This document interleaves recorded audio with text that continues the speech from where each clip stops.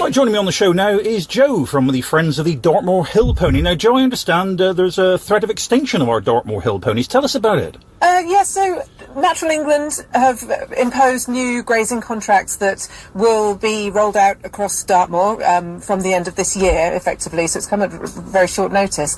And what those grazing contracts call for is an overall reduction in livestock grazing numbers, so cattle, sheep and ponies across the moor by at least sort of 60%, possibly up to 90%. And in addition to that, ponies are now included within those total livestock grazing quotas. So whereas, in previous contracts, they've run sort of outside of the contract. So we've had a certain number of ponies that have been allowed on the moor, and they haven't been considered within livestock grazing contracts. Now those ponies are included within those already reduced numbers. So what this translates to on the ground is potentially a loss of minimum 67% of the ponies that are currently on the moor, and worst case scenario 93%. And for a population of ponies that's only now 1,000 remaining, that's catastrophic. Actually, the population wouldn't recover from that. So yeah, the threat of extinction is not an exaggeration.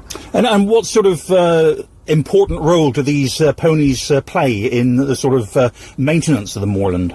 Absolutely essential. I mean, they really should be considered as more than just livestock units, because they're so embedded in the ecology of Dartmoor. They've been there for thousands of years, since the Bronze Age at least, possibly even a lot longer. They've evolved with the moor. Their genetics have adapted to thrive and survive on the moor, have the unique genes that allow them to do that. They're tough, hardy creatures. They've also, grown up alongside the moorland vegetation. So the way that they graze, the way that they trample, they move around the moor, they deposit dung. So they really actually benefit multiple species that are there on the ground. So native plant species, they keep back invasive species such as Molinia grass, which is taking over on vast tracts of the moor. Butterflies, threatened butterfly species are thriving thanks to the way that ponies graze. So it makes no sense if Natural England's measures are designed to enhance biodiversity on Dartmoor. They're doing the exact opposite of what's actually needed, which is keeping the ponies there and possibly think about even increasing their numbers. Yeah. So all these ponies then are actually owned by farmers, are they? There's no sort of wild ponies? They're what we call semi-wild, so they're all owned, they're all accounted for, they're microchipped, they have health checks every year, they're registered with the Dartmoor Hill Pony Association, so they are sort of monitored in that way. Everyone knows what stock they've got up there, but they live a wildlife, essentially. So, bar a little bit of contact here and there with farmers for welfare issues, they live in a very natural herd system. So that's also what we stand to lose, is that real kind of generational knowledge amongst the pony herds. They pass down from mare to foal and, down through the generations how to survive in that tough, harsh landscape. So they're really, the last truly semi-wild pony population remaining in the UK. So, in England anyway.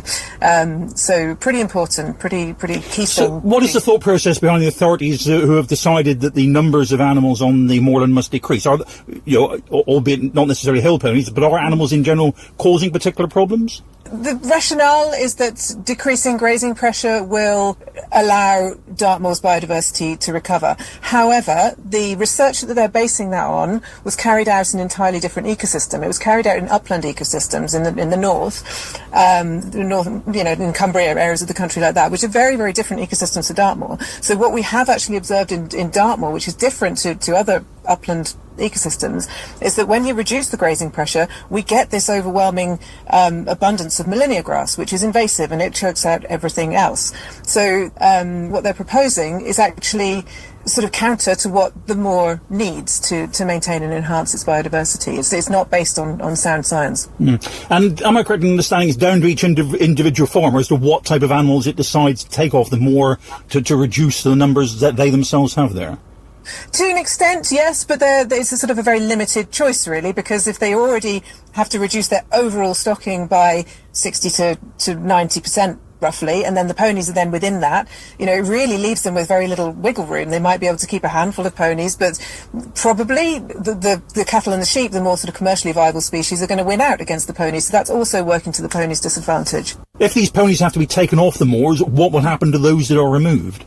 The only inevitable outcome, sadly, would be a cull. A lot of these ponies have lived wild lives, essentially, for many years. It wouldn't be appropriate, it wouldn't be feasible to home them into sort of domesticated lifestyles, which is very different from the annual drift, where we bring in the youngsters off the moor, so to keep the numbers at that sort of stable population of about 1,000. So the young ponies are brought in every year, and the majority of those are then sold at drift sales and go on to domestic lives, riding ponies, companions, grazing, conservation grazers and so on.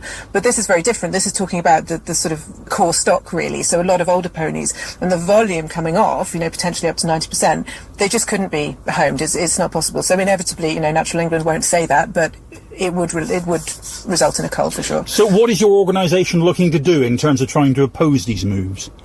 Well, what we're asking for is really two simple things. I say simple. An immediate change in the legislation that is coming into play to exclude the hill ponies from those livestock quota reductions. We want that sort of 1,000 pony population that's there currently to be protected and ring-fenced and just excluded, and into the long term as well. We don't want to be fighting this battle every time that agri-environment schemes are renewed and contracts are renewed. Really just sort of cast iron protection for those ponies that remain, then with some reassurance that population won't get chipped away at any further, because they're really on the limit of genetically what they can survive. The 1,000 ponies is barely enough to maintain that really important gene pool that they hold. Now, you've launched a petition that your organisation has. Tell us more about that. That's right. So we're planning to take our petition to the government on the 2nd of September.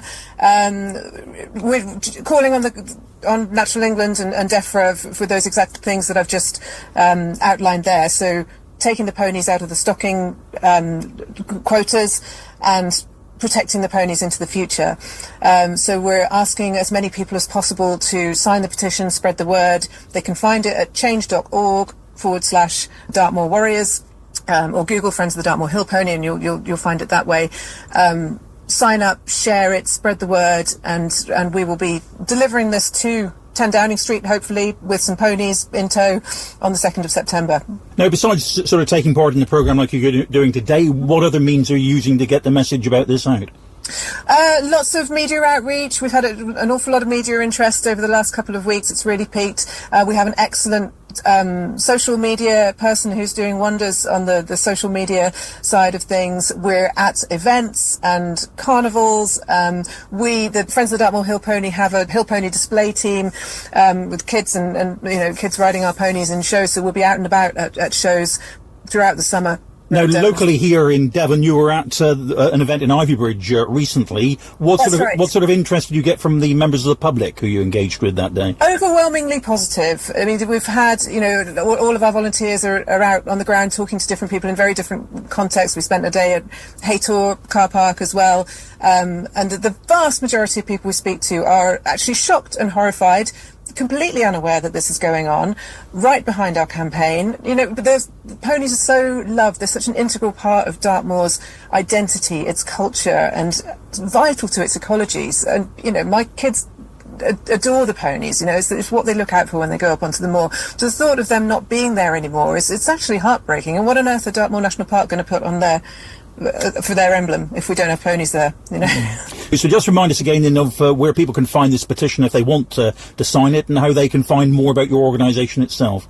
Yep, so the petition can be found at change.org/Dartmoor Warriors. To find out more about us, look for Friends of the Dartmoor Hill Pony. Our website is wild2wonderful.org, and find out more about us there. We're on Facebook, we're on Instagram, we're on TikTok as well. Okay. Well, Joe, thanks very much indeed for taking time out to tell us about this on the show today, and we look forward to seeing what reaction your petition gets when it's presented on the 2nd of September. Thank you so much, Andrew. Really appreciate it.